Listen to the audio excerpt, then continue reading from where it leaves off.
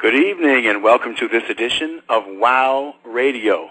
I am your host, Dr. Reggie Johnson, and we are live and brought to you by www.thewowfest.com and blogtalkradio.com. Later on in the segment, I will invite you to call in with your questions or comments regarding tonight's broadcast.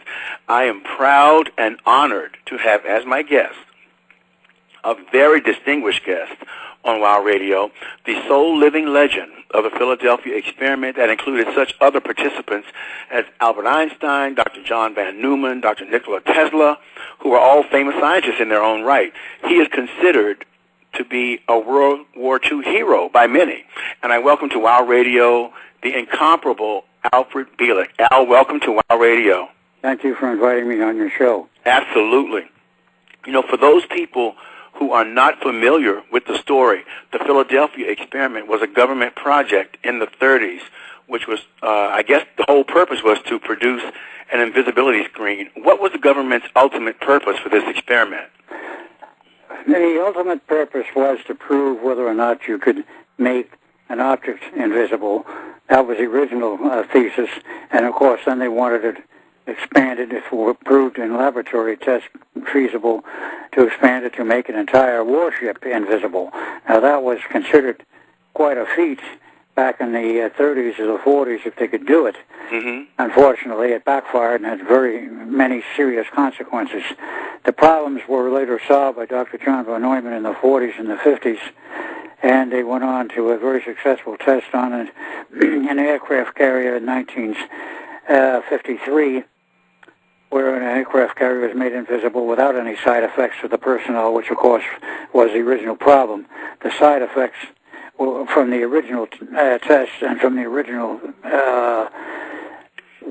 shall we say, working system, mm-hmm. was a disaster in every sense of the word. Oh my God. Because I heard that some of these people, I read someplace that some people, when they first did the experiments, some of the people who were there and suddenly disappeared. When they reappeared, some of their bodies were, I guess, enmeshed in some of the metal, and I mean, all kinds of things were happening. They're enmeshed in the steel. Mm-hmm. Two were buried in a steel deck. Oh, my God. A couple of others were buried in a steel bulkhead. And this means that their body merged with the steel on a molecular basis, so there's absolutely no way you could save them. That's right.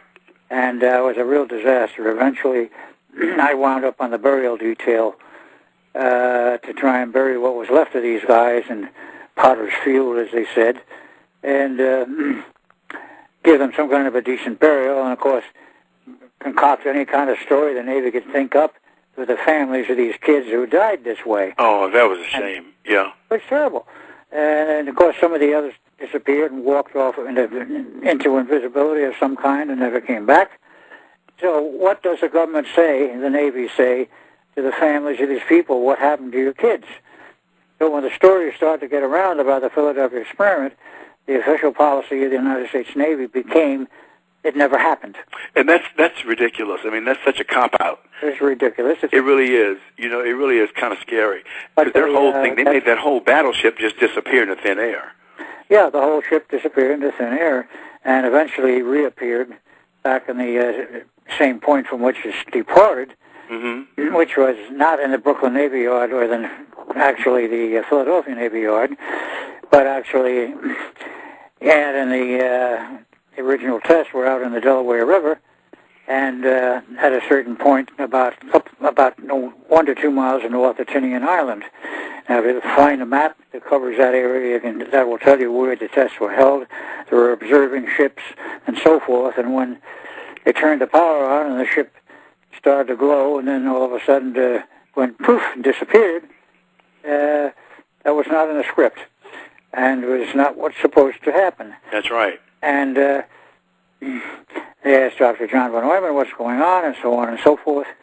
He had no explanations at that time, and later on he did, because he got a hold of Tesla's original notes and original process for creating the invisibility field, and they did not follow Tesla's directions.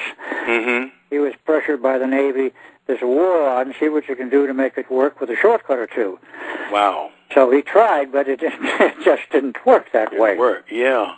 When Neumann saw the original notes of the original field, which was to be designed as an egg-shaped ovoid field, like an egg, the one which they used in the early tests was a circular field surrounding the ship with a hole through the top and the bottom. And this allowed, we didn't know anything about it at that time, but we found out about it later, much later, that there were other agencies in the future who were tuning in on our experiment and causing all the problems. When the experiment was done in the way Tesla originally wanted it to be done, there were no problems. Mm-hmm. There were no people disappearing off the ship. There was no ship disappearing into nowheres.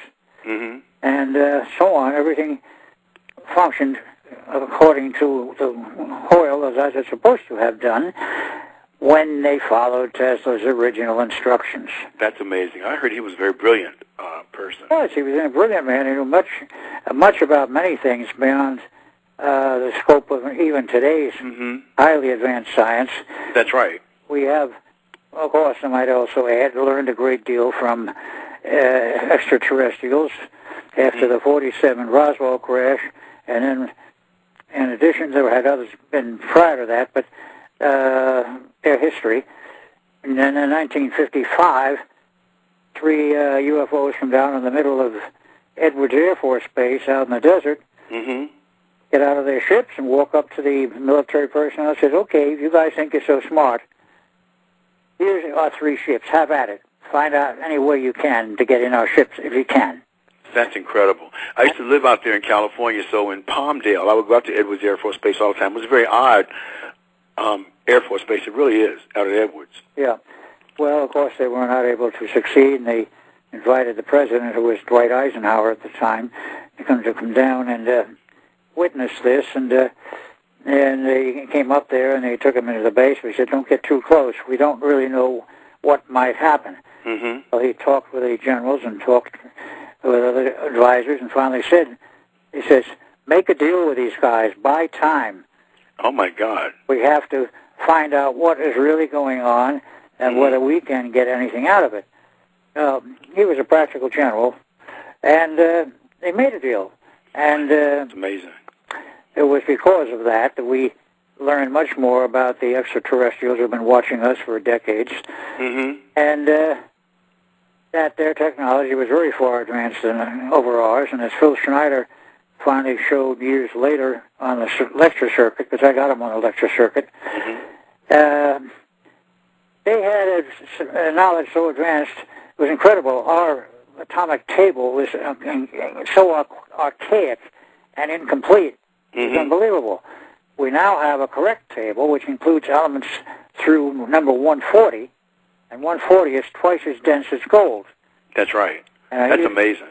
We used to take samples around to his shows and show these elements to people. 122 and 123 became highly valuable items because they're used in our high-speed, shall we say, ultrasonic aircraft, and particularly the very high-speed fighters, well beyond Mach 10.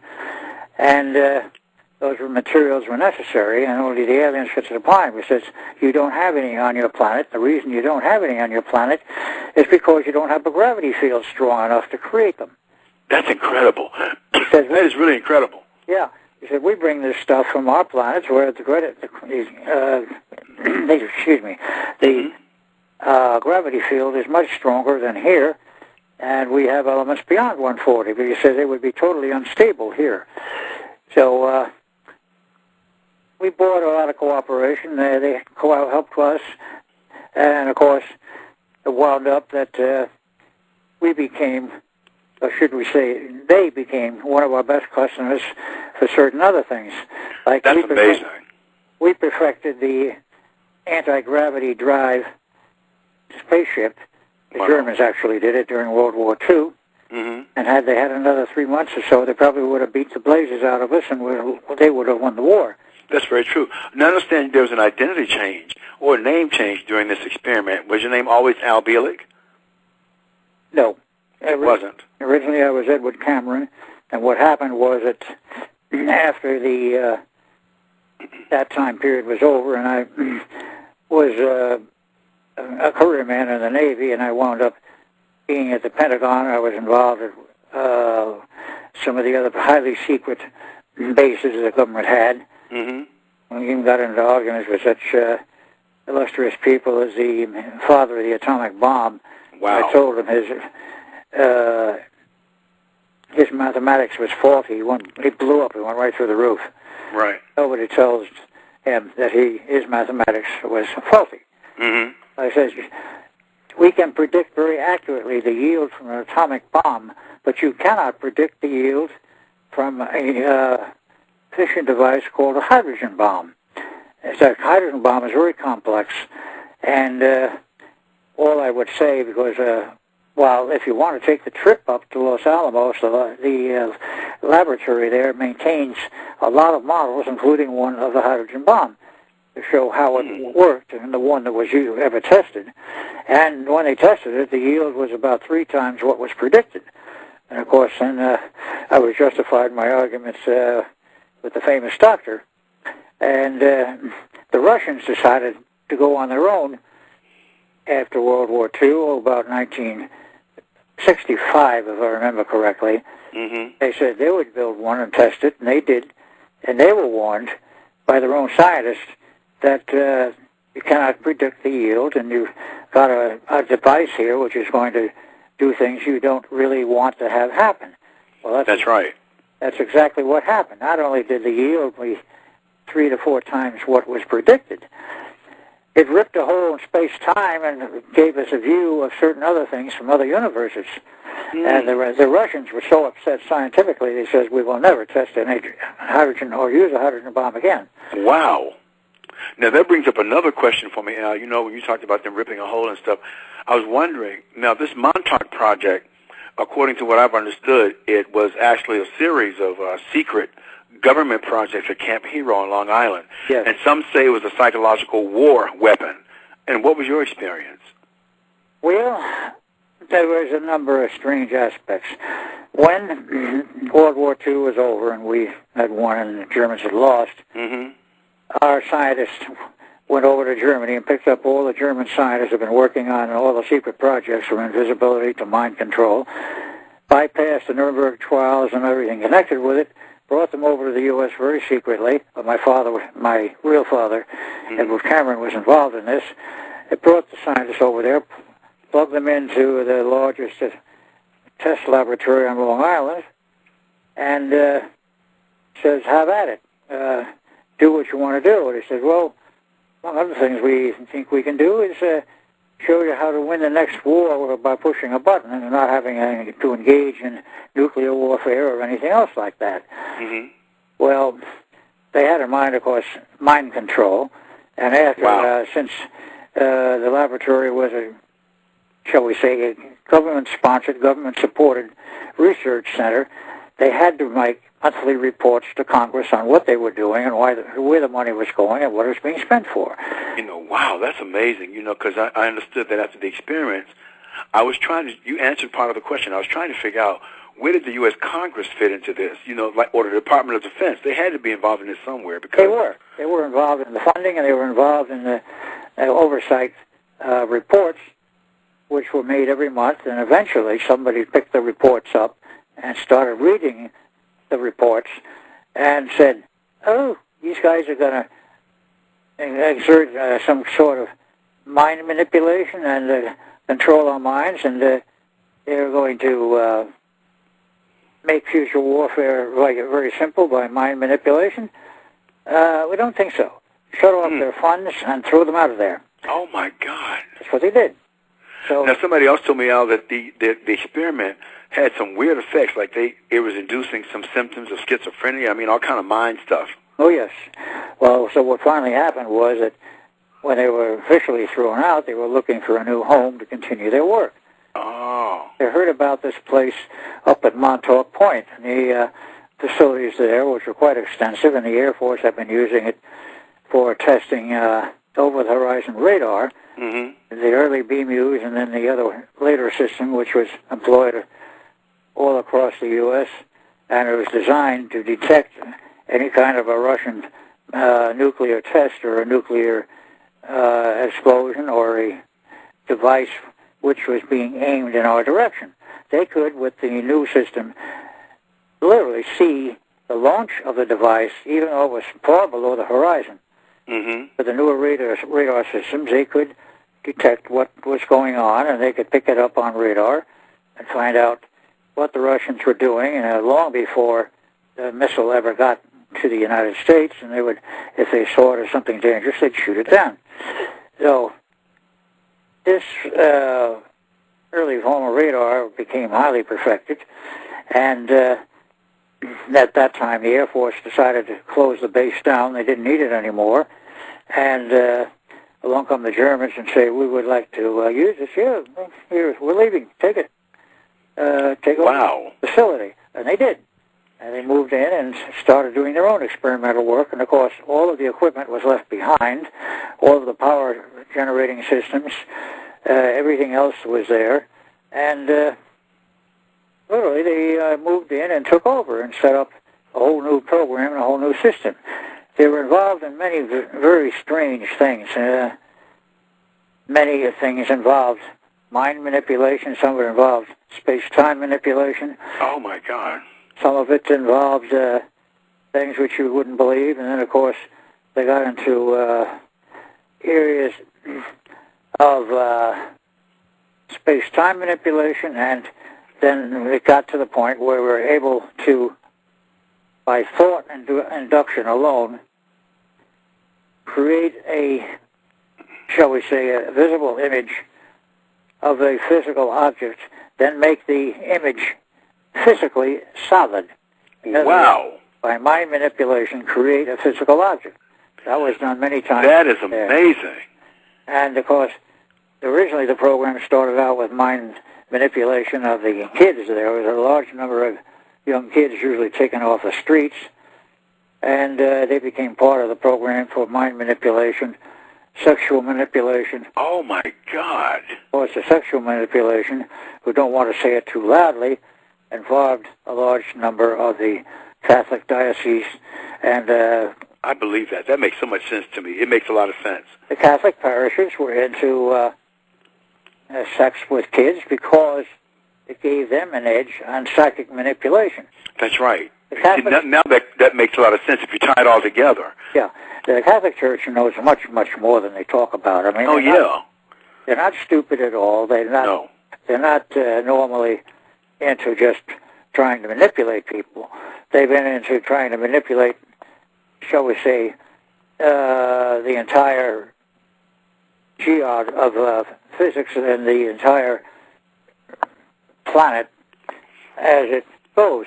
The Pope is chosen because he has certain knowledge and abilities, and of course his associates.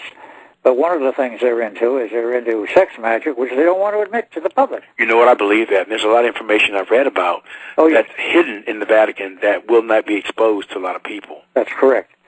Yeah, they are very knowledgeable. I'm not saying that all of their knowledge is for the good of all, but they're very knowledgeable. And they got into that, and then they got involved with some of the young kids not only being picked up off the streets, but... That's really scary. That is so scary. But that brings me to another question, though. It's really interesting. This has my head spinning. Now, I heard the Camp Hero was a U.S. Army installation prior to World War II, and this Montauk Air Force Station was within the perimeter. So do you believe that these experiments are still secretly taking place? Yes. Oh, my God. Because I was wondering about that, because it doesn't just disappear just because the Navy denied it ever took place. The Navy pulled out. The Air Force, first the Air Force pulled out, then the Navy came in, then eventually the Navy pulled out, or they said they did. And Preston Nichols, who was heavily involved in all of this, it was a fact that the Navy did not ever totally pull out. They just burrowed a little deeper to hide with their track, hide what they were doing. And they're still operational today, but the people who are working on the projects deep underground live on a certain section of the base, which is, shall we say, roped off.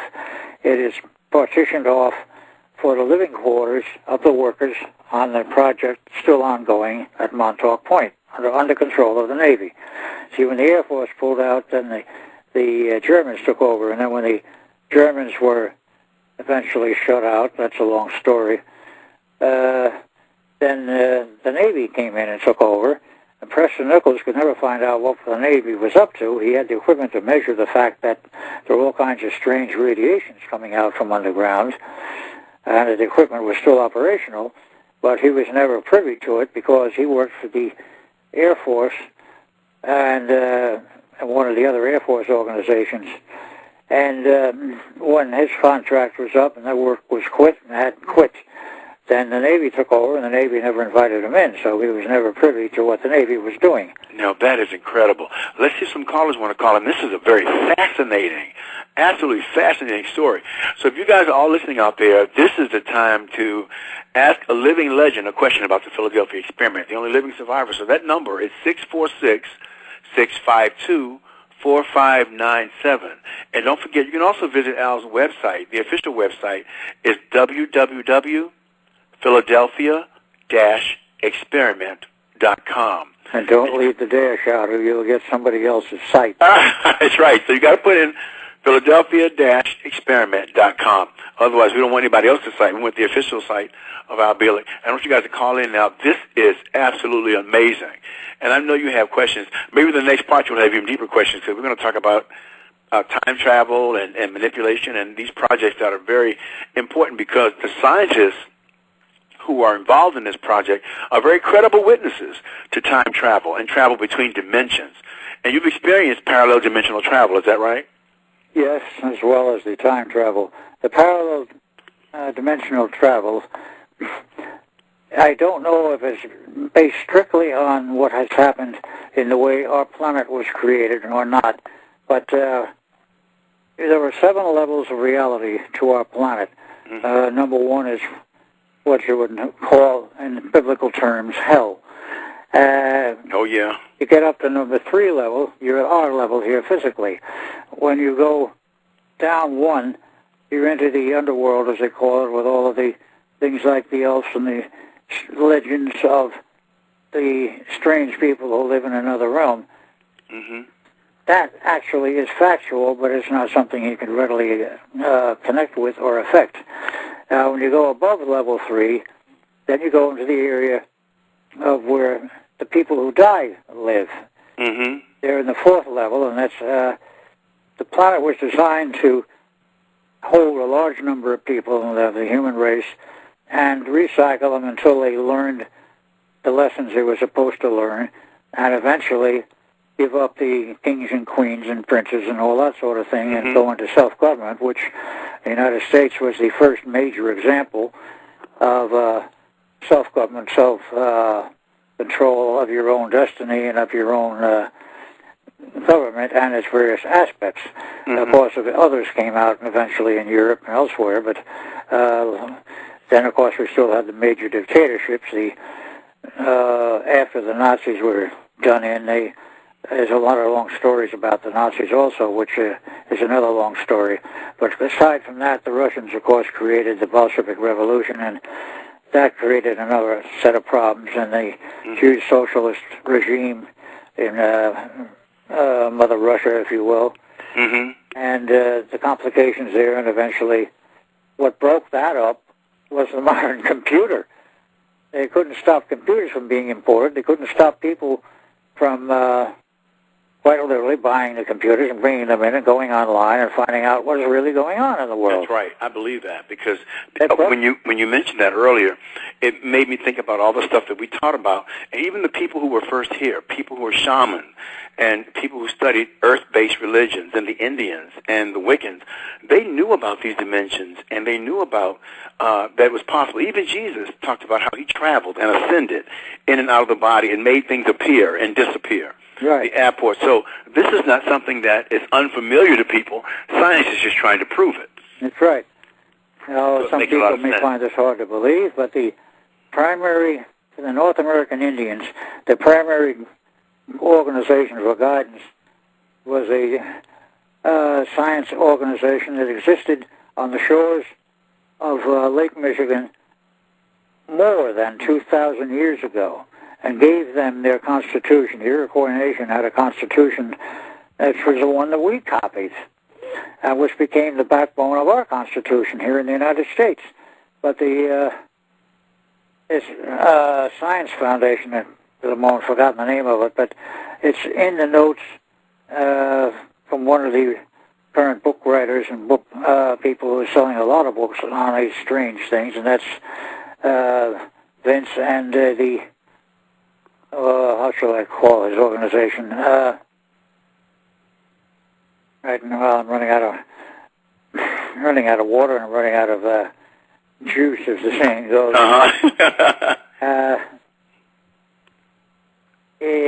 His books cover a lot of that ancient times, and even his, shall we say, his monthly or bi-monthly magazines that he puts out to those who subscribe talk about the Science Foundation that lived on the shores of Lake Michigan.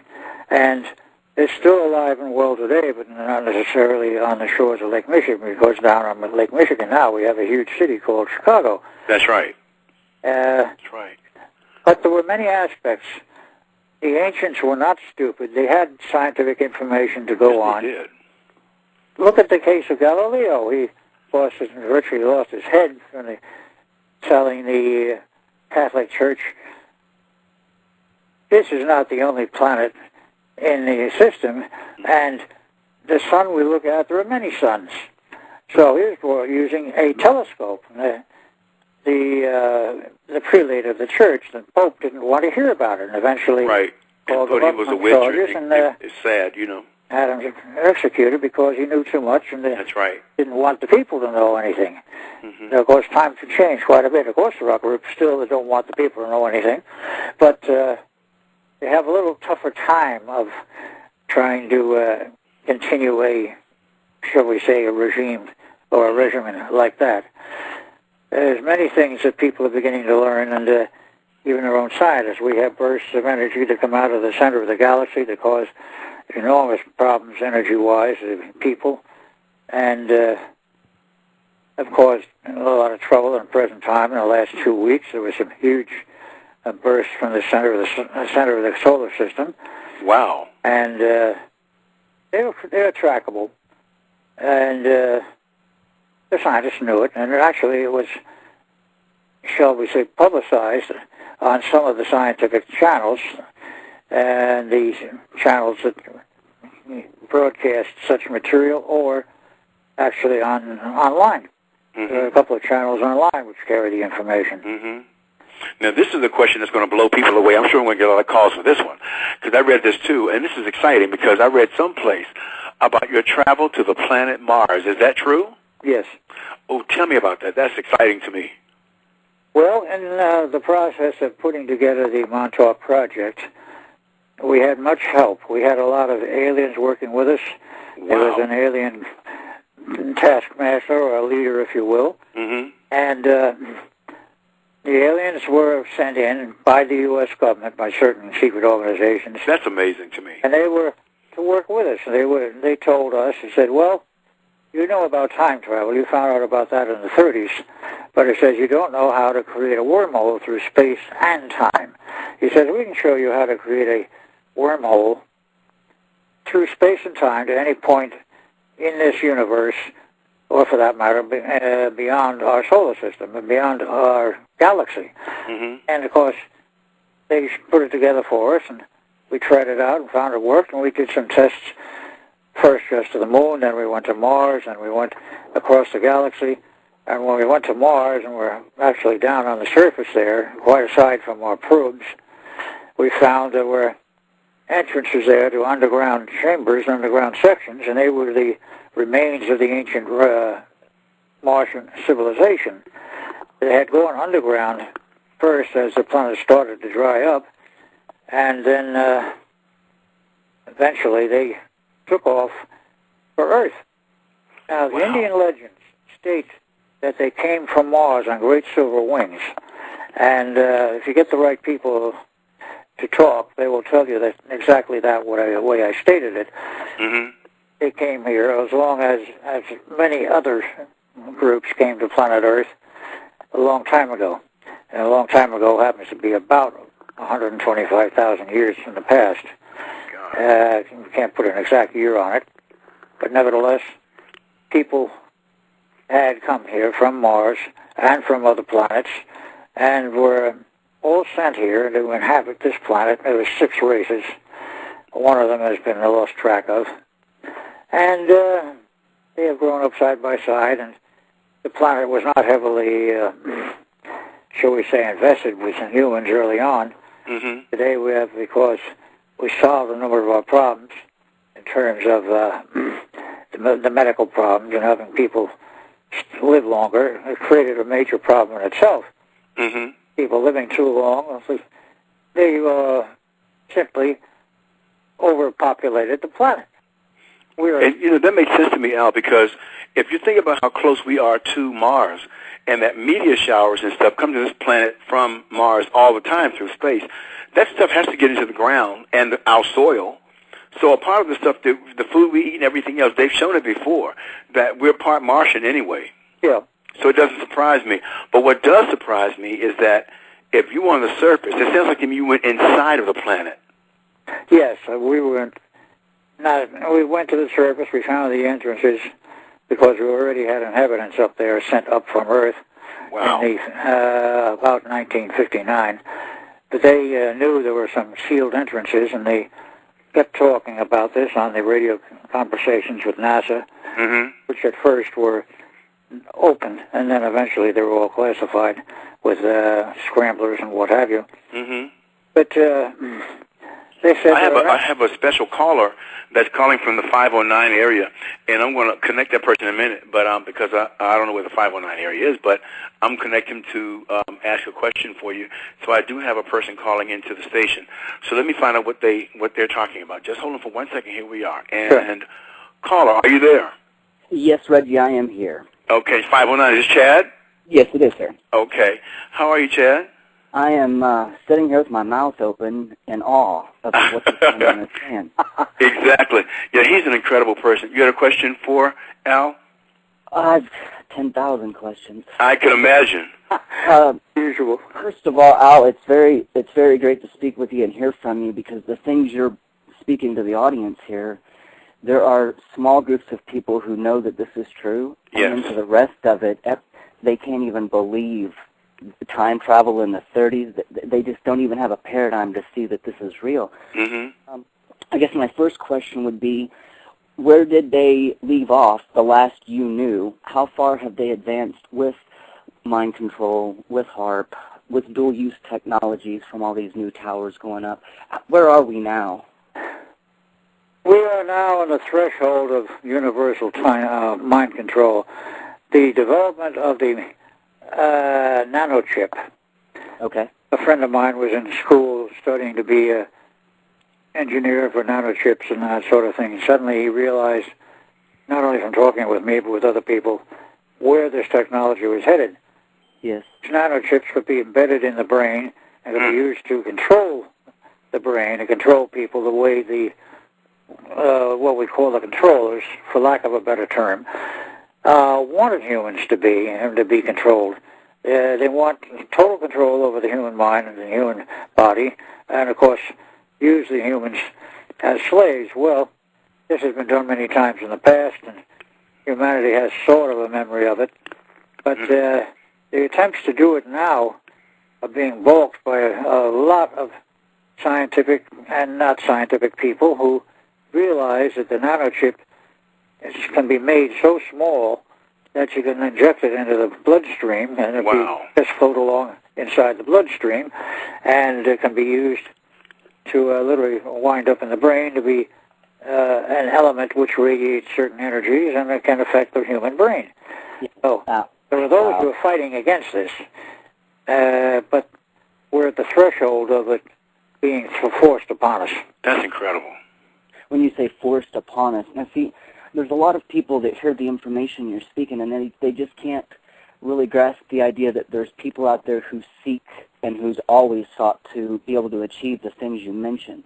They just can't believe they want to control us like this, and so they say that doesn't exist. That can't harm me because I don't believe they exist. Do you agree with that? Can they affect us if we don't let them affect us? Up to a point. If it's direct energy field invasion of our minds and of our mind functions, yes, they can control us. You can resist it up to a point, and you can prevent it from happening up to a point. But again, there's another aspect to this. There's more than one group fighting for this and for fighting to stop it. And there are those who are both extraterrestrial and also, shall we say, of spiritual realms who are fighting against it. The spiritual realms are very real. But of course, unless you're involved with some of these, various spiritual groups and some of the ancient schools, or by whatever name you call them, they have a great deal of knowledge and they know these things can be fought, but it's also know that it's very difficult. It is, and you know, I was reading something, Chad, too, about this guy who's a quadriplegic. He was 25 years old and had a chip implanted into his brain back in June 2004. And by October, he was able to control a computer to check his email and play games and all kinds of stuff. And this guy, the project is called BrainGate, developed by somebody in Massachusetts, cybernetics or some research at Brown University. So they are doing this, and they are implanting it. The only thing they're scared of is that these brain implants carry the risk of infection and neurons could die. But other than that, like he said earlier, if they're putting them in the bloodstream, the electrodes and stuff are not necessary. The little chips they're using now, these little 4mm square chips, can be placed, honestly, in the bloodstream. Oh, yes, nanotechnology, like I was mentioning, is invisible. We have machines that are programmed, and they're invisible. I mean, you can stick thousands of them on the tip of a needle and still not be able to see them. Exactly. They can run programs such as going in and either inserting or breaking away cancer cells, any autonomic or operational function of the body. These nanobites can be injected or even sprayed through the air, can't they, Al, so that we just breathe them in? Well, I appreciate it, Al. My only other question is, I'm sure with all the things you've experienced and obviously seen, have you been under the Denver airport? I'm sorry, have I what? Been to the Denver airport. Or have you heard about the Denver airport? I know about that story. I had friends who were working there when they were building it. There's 6 levels underground. 3 are involved with baggage. 2 are involved with living quarters. And there's also an intersection of superhighways right under Denver airport. And nobody knows where they all go because nobody had anything but an electric cart to go out and see them. They're marked with signs as to where the highways go and what the connections they have. You'll be having a complete network of highways underground in the United States and, for that matter, all over the world. But deep underground military bases. Some of them even connecting here to Europe, under the ocean. That's amazing. There's a guy that worked in Denver Airport who wants to be on the show, so I'm going to have him on. Excellent. Hey, Reggie, this is a great show. Al, thank you so much for sharing. Thank you, Chad. Thank you so much. And thank you for calling in. Absolutely. It's a great guy, Chad Lilly. He owns a publishing company, and it's pretty powerful. Yeah, so much goes on with most people don't know. And on top of that, they don't want to know. They wish to remain in their ignorance, watching the boob tube every night and going to the job every day and buying a new car periodically and just relax and be part of the scenario as we see it, and we have learned it and learned of it and accept it. And we don't want to know about any changes, and we don't want any changes, and we don't want to have to think about it, that our paradigm might be all wrong. That's the whole problem with so many people. People are beginning to wake up because I don't want to get involved in politics to an extent on this. Exactly, I understand that. But I'll go back to the other point, and that was, you talked about Mars, and I love this stuff, and being inside and on the surface and whatnot. Have you had direct contact with these UFOs and aliens during these travels? And is NASA aware of this? Not on Mars, and not in that trip. When working at Montauk, yes, because I was working with aliens, and even one of them, the Draco, who was the, shall we say, the workmaster for all of the other aliens, he was appointed, and his job was to, shall we say, keep the jobs lined up and for the aliens who are working there and give them their instructions and what they're supposed to do. Now, what do these things look like? They look like us? Are they tall? Are they short? I mean, what? Well, some aliens look a lot like us. Mm-hmm. Others are much taller. The Greys, the tall Greys are 7 to 8 foot tall. Oh, my God. And their minds are not like ours at all. They're very strange.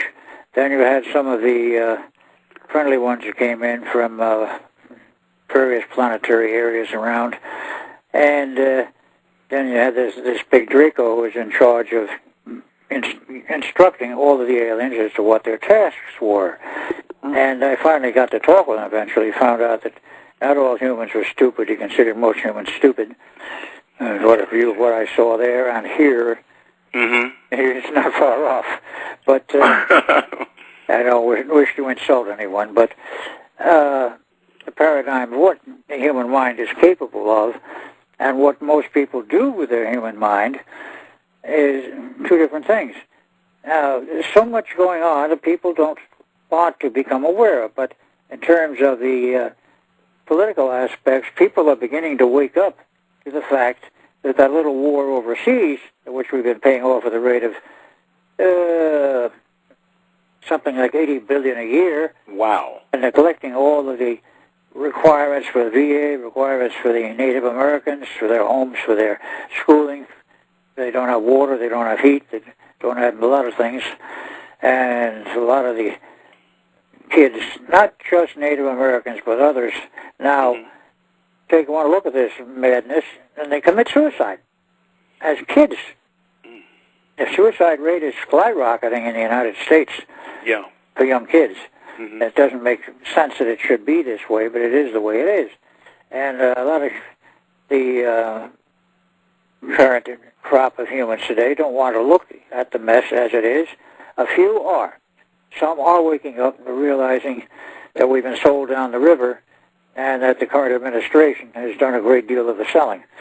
And realize that those who are the recipients of our warfare over there, the natives over there in Iraq and elsewhere, are quite fed up over the fact that we, the United States, came in and invaded them and taken their homes away from them. They're fighting back any way they can. And now we're in a position where even our generals say it's a hopeless war. We're never going to win it because it's a fratricidal, three-sided, what should one call it?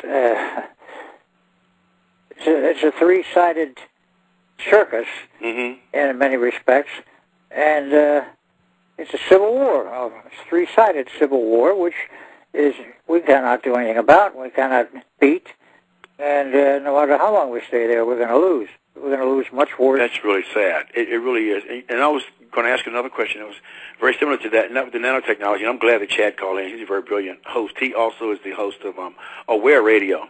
It's a blog talk station like this one, and he's very brilliant. You know, and he also owns a publishing company, Inner Circle. So what's the future like? I've heard of it some ways. Had you traveled to the future? Yes. What is that like for us as humanity? I ask a lot of people that question. It changes drastically. Okay. In the time period around, let's say, between now and, what year would be? 2025 AD. A lot of things happened. There are some additional warfare. Some nukes are thrown. Oh my God. Not extensively, but they were. I'm speaking in the terms of the past sense. And then diseases became rampant, and eventually 90% of the human population died out. Wow. We're only left from 7 billion current world population. We're left with about I would say an average of about 300 million population left on Earth. That is scary. That's not a lot of people. No. Now, I do have another caller for you, Alfred. There's another problem involved with that. the military all over the world had to take over to maintain any kind of infrastructure at all, any kind of travel, any kind of keeping of goods and services flowing, keep any of the rail systems going, highway systems, anything else. Became a military government worldwide for over a century. Okay. I have a caller for you, Alan, area in the 404 area code. Carly, are you there? Yes, hi, Reggie. How are you? LaDonna, how are you? It's good to hear your voice. Good to hear your voice, too. You got a question for Al? Yes, I did. Unfortunately, I was been trying to turn on my computer. I can't hear him, so I had to call you. But one of the main things, I find this topic very fascinating, and I don't know if you discussed this already, Reggie, and if I can call you Al, but yeah. Are you familiar with the Pleiadians and other dimensions? Oh, yes. He said yes. He's very familiar with them. Okay. When did you first become introduced, or how were you introduced? Well, I was introduced to the Pleiadians partially through a friend of mine, Preston Nichols, who was quite literally abducted physically to the Pleiades. Wow. He was there for about 3 years. He was being carefully instructed in matters of physics, science, chemistry, and whatnot, and mathematics. Oh, God. I was up there also at about the same time, which was in the, let's see if I can pinpoint it now exactly, in the time period around I think it was the 70s. Okay. And I was there also, but not for such extensive treatment as Preston got. He came back, he was physically healed of a lot of problems. Wow. And, well, they have much better scientific knowledge there than we do here. Yeah. And they are much more humane people. They're much more aware of what's going on and the problems.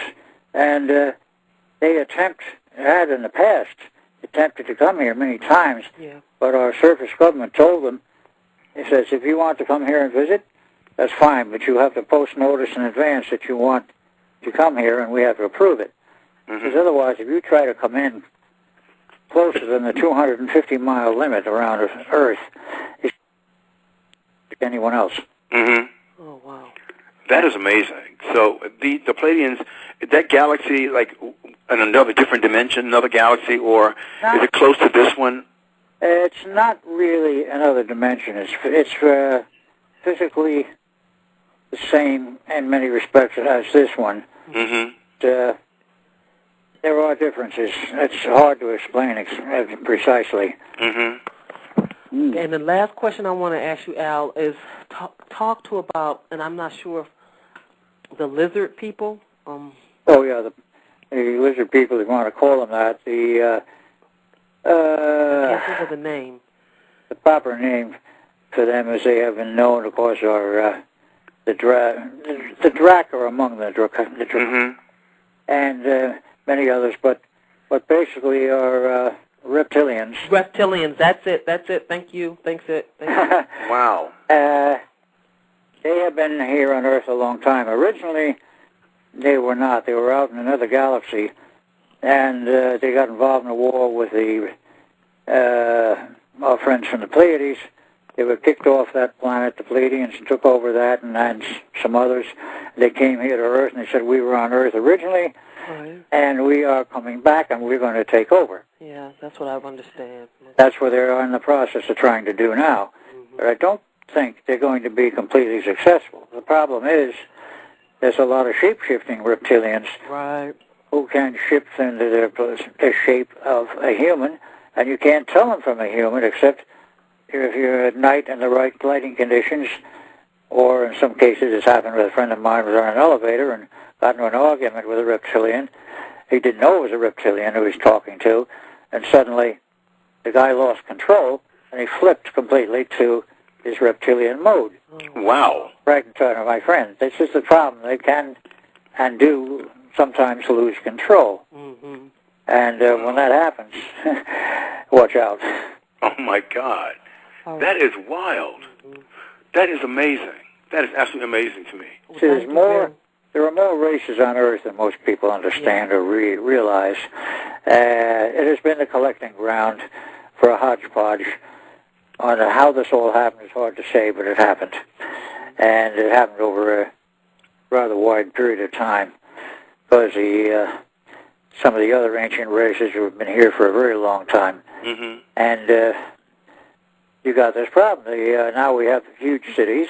It's very easy for a reptile or some other non-human racial group to come out on the city street at night, walk among humans, and be accepted as a human, because the humans don't look very close most of the time to see that maybe what they're looking at is not really what it appears to be. Mm-hmm. That's And amazing. late at night, of course, you go out in the streets of a big city like New York or Chicago late at night, or Los Angeles, you're going to run into lots of the shape-shifted Oh, yeah. reptilians, and also another group of people who are a problem, and those are the ones who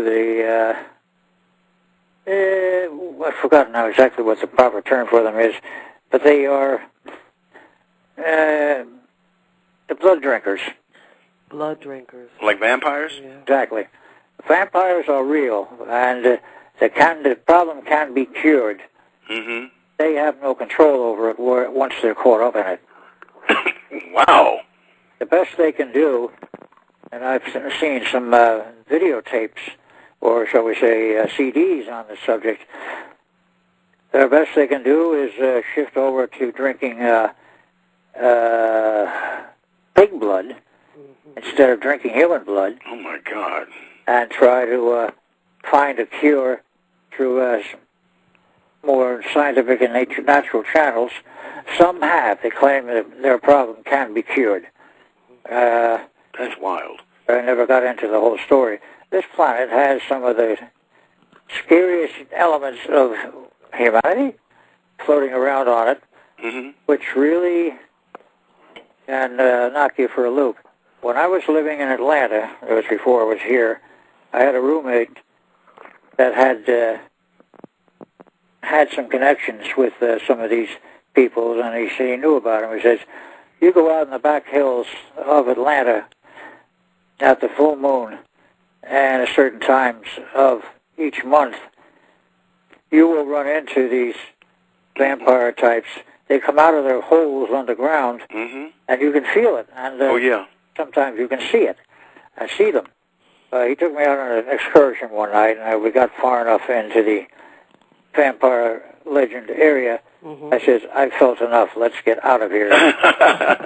Says, yes, let's Wow. turned around. But there's so many things going on this planet that people have no idea of. That's very true. On our planet, what's happening. Now, I saw the movie, Al, the Philadelphia Experiment in the early 80s. Yes. Based on your story. Where did they get the information from? It was based on information that came from the two authors who wrote the original book. And also, it's hard to say where they got the rest of the information from, because some of it was quite accurate and some of it was not. Mm-hmm. Business about the Eldridge taking off and so forth, and the number of people who are on it, they had that partly correct. The normal complement of sailors and personnel on board the Eldridge or any other ship of the same class Mm-hmm. was in peacetime 150. In wartime, it could be 250. Wow. Let's take this next caller from 505. Here we are. You can still stay on the line if you want. Call, are you there? Yes, I am. Hi, Reggie. It's Oh, that's Celia. Hey, how are you? I'm okay. Hi, Good. And you had a question for Al? I do. What happens after the 100 years of military rule? Do things straighten out in the future, or what happens? They do straighten out in a certain strange sense.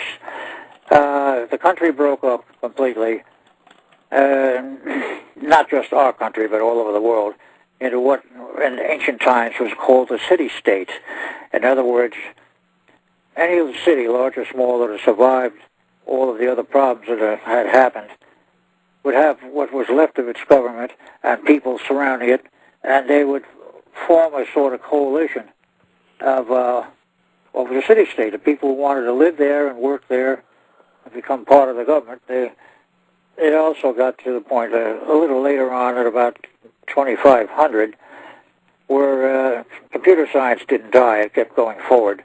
And it, shall we say, changed somewhat in that they developed a self-aware, intelligent computer. which also had another interesting characteristic. It was telepathic. Wow. It could read anyone's mind. It became the masters of all of the city-states, one per city, not one ruling all the cities. There's another group in back of them that were holding the reins and trying to maintain some kind of sanity, and that was the Wingmakers group from out of the future, who developed over a period of time in around 2500. They were a hybrid group, hybrid human and Angel? I'm sorry? Were they angels? Part angel? No. I'm trying to remember exactly what they were. Well, they were hybrid human and the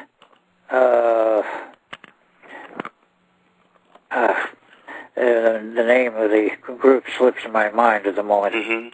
Well, were they good, or were they malevolent, or were they part angelic? What were they, Al? They were good. They were working for the betterment of humanity, and they were also helped develop the self-aware computer, which was used to manage one per city and maintain the code of law. Wow. And if somebody committed a crime, they pick up on it. And that's amazing. That's stunning. They brought into the computer's chamber. It was a highly radioactive device, shielded, and anyone who went in there had to wear shielded clothing. And eventually, that individual would be examined, and if it was a minor crime, they would pay a minor penance. If it was a major crime, like killing someone, murder, what have you, that individual would be burned down on the spot, and there would be no further problems for that particular person. That's incredible. A self-aware computer. I want you guys to tune into Al's website if you get a chance to. It's www.philadelphia-experiment.com. You've got to go to the website. There's so much information. It is mind-boggling. All the names, the dates, and events are on the website. And it's also make contributions to the website, too, because it's very important. I had one last question for Azalea and LaDonna while they're still on the line. And you mentioned something earlier, Al, that there was a dimension that was open. Did we open a dimension for these aliens to have easy access to this dimension? That is a hard question to answer. Some of the aliens had easy access to here, yes, and others did not. Okay. But who did what to whom first? Right. That's what I wanted to know. If we blasted a hole through a dimensional portal or vortex, and then it made it easier access for them to get in. Yeah, that did happen to a very considerable degree. And there's so many questions that even now, well, coming back from the future and looking at what I saw, it's hard to answer accurately as to what really happened or what really went on. And eventually what happened is the city-states remained the active government on this planet.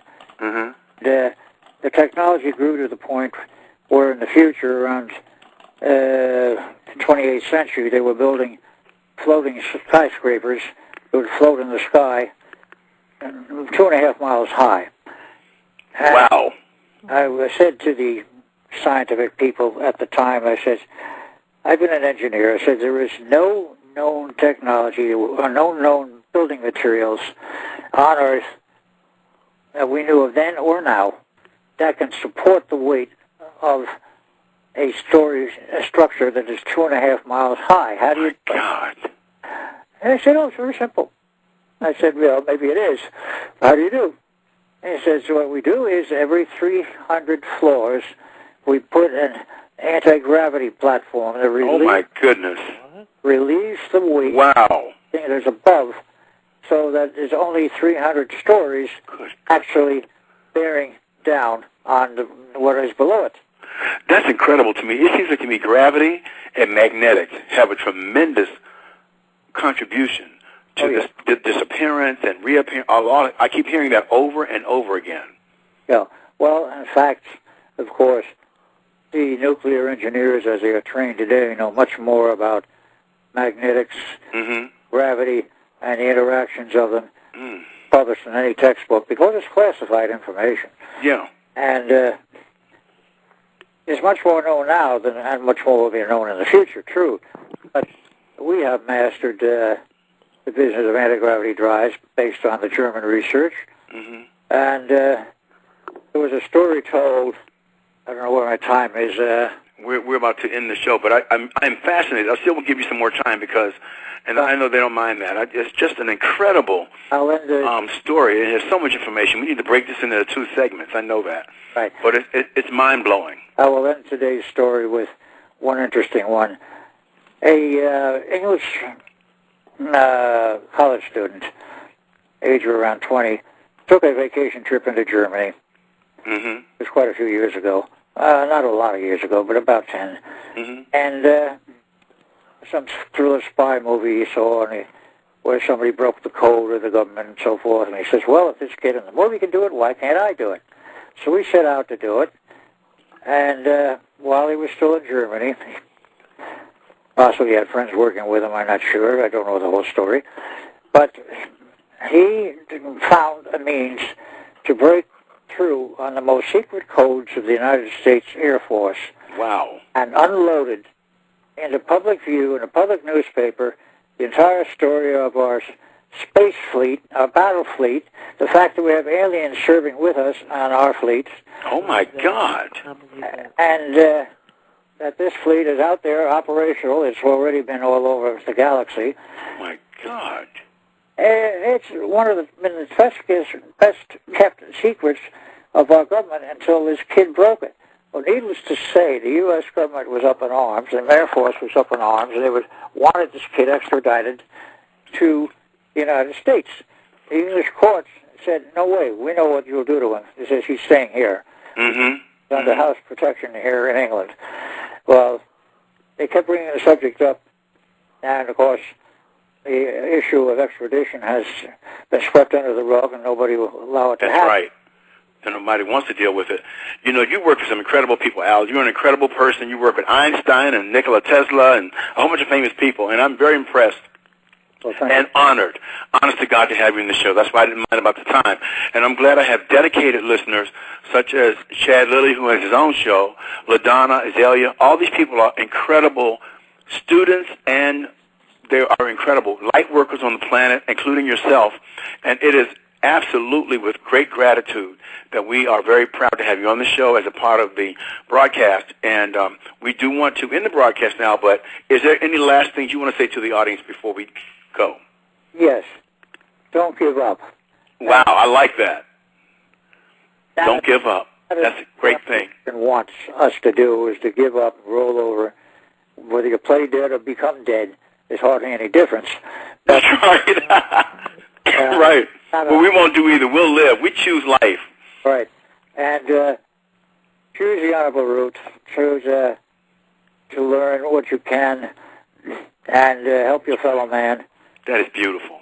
That is beautiful. Much can be accomplished that way, and all of the darkness can eventually be stamped out. Okay.